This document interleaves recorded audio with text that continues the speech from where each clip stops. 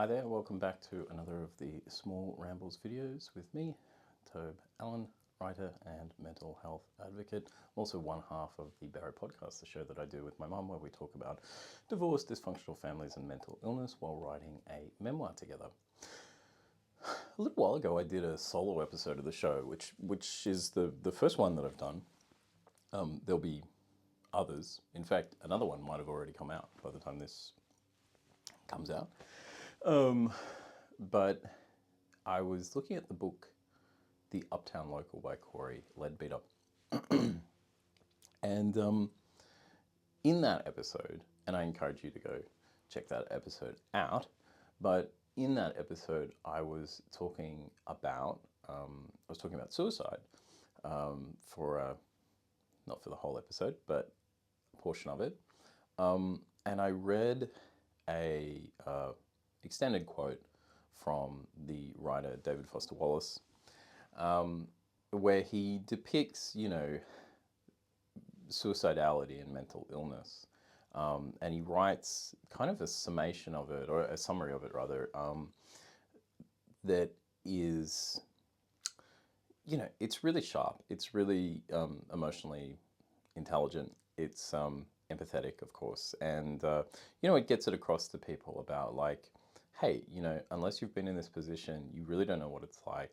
But specifically, and I think what I like so much about it and what I wanted to say today was that, it really gets the heart of the fact that suicide isn't about death as an issue. It's about life, both as a social issue, let's say, suicide as a social issue, but also suicide as something that anybody might do as an act, right? That it's not about death, it's about life. And what I mean by that is the suicidal person isn't afraid, the suicidal person is not unafraid of dying, right?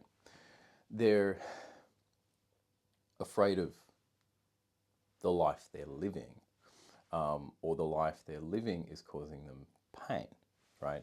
So it's not this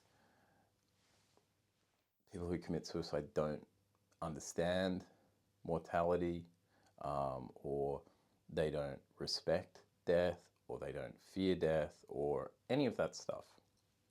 It's that the life they're living is causing such an immense amount of pain to them that it outweighs that fear of death. The fear of death and the reverence of mortality remains intact. That doesn't suddenly lessen. It's on the other side. It's in the life equation where the choice is being made. And again, you really would have to be in that position in order to understand it. The fact that, life is not meeting a standard that is any longer endurable or tolerable. And that is an immensely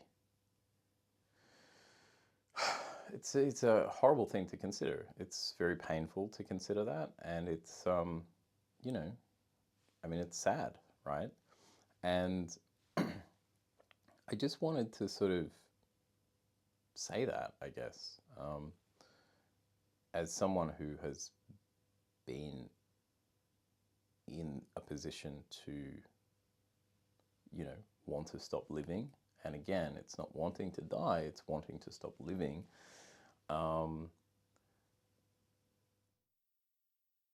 It is frustrating to me when people don't,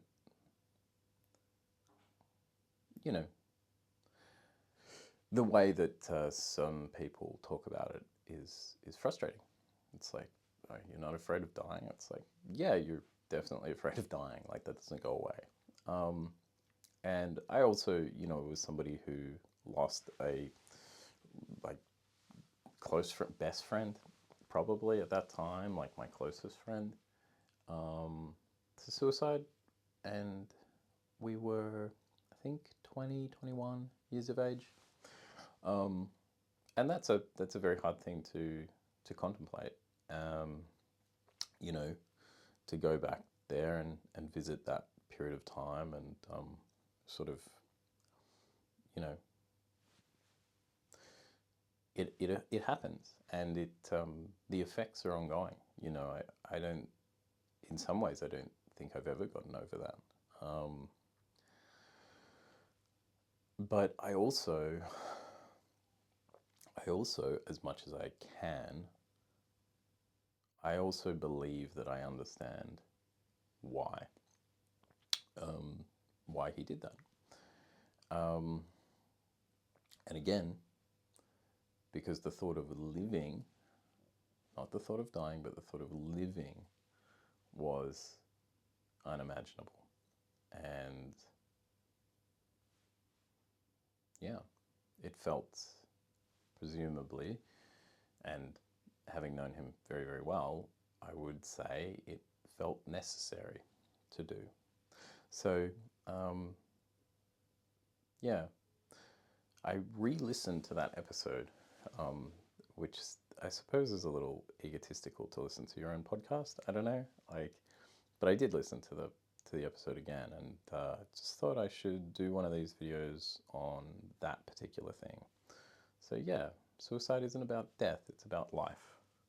And I think that fundamental fact, or that fundamental truth underlining that issue, whether you're talking about a social issue or you're talking about an action that people take, I feel like that is often not understood or grasped as it needs to be when approaching that particular subject or addressing it in any kind of way.